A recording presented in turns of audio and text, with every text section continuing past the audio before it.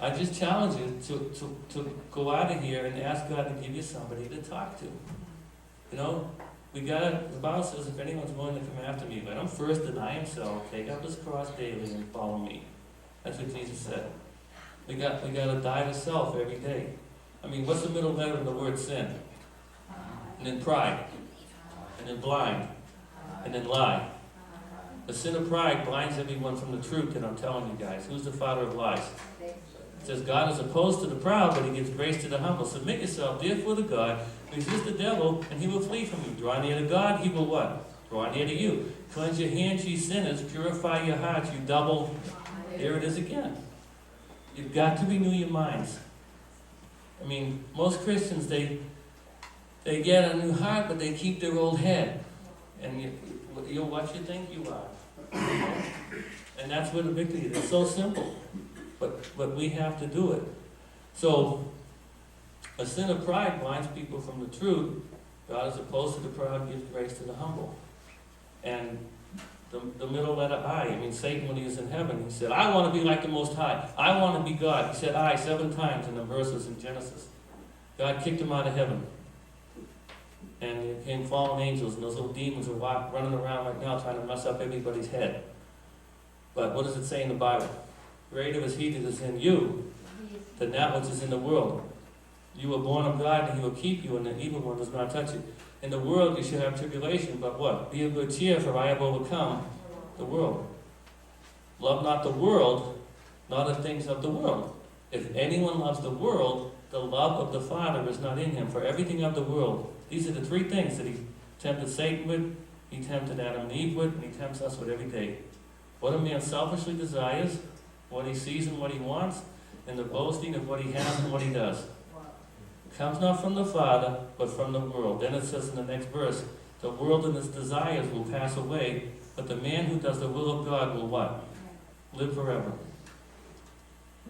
So I challenge you, if there's anyone here that doesn't know for certain, if they walked out that door today and got hit by a car, that they would go straight to heaven, that they can know before they leave here. The 2 questions. If you died today, do you know for certain you'd go to heaven? Suppose you would have died today and stand before God, and he were to say to you, why should I let you into my heaven? What would you say to God? 9 out of 10 people out there are going to give the same answer I gave. The works answer. I told them I was a good person. I never had a cigarette, never took a drink. I was a nice guy, would never go along with the crowd. Will that get me to heaven? How many lies does it take to make a liar?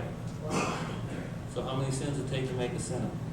The Bible says, for all have sinned, and sin did my mother conceive me.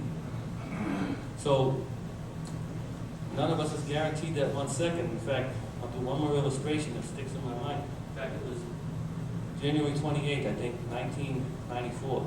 Space Shuttle Columbia. I was out at Disney working at the Horizons Pavilion up on the top of the hill with all my fellow workers and tourists. And they did the countdown. Space Shuttle goes up. Then all of a sudden, this big cloud of smoke veers off sideways.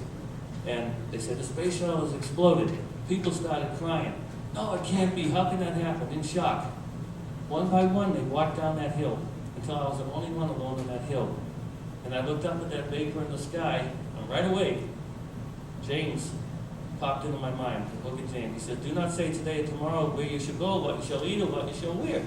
For you do not know what a day will bring. For your life is a mere vapor, which is here today and then vanishes away. That vapor stayed in the sky all day, and I got to witness all day because they were listening. Because that represented 7 lives gone. So if one of you don't know for certain, if you died, you go straight to heaven. Come forward. Pastor is going to give an invitation, and you can know without a doubt. He said before this, even the thief on the cross, he said, Father, forgive me when you come to the throne. What did Jesus turn and say to him? Before the sun is set today, you'll be with me in paradise. Thank you.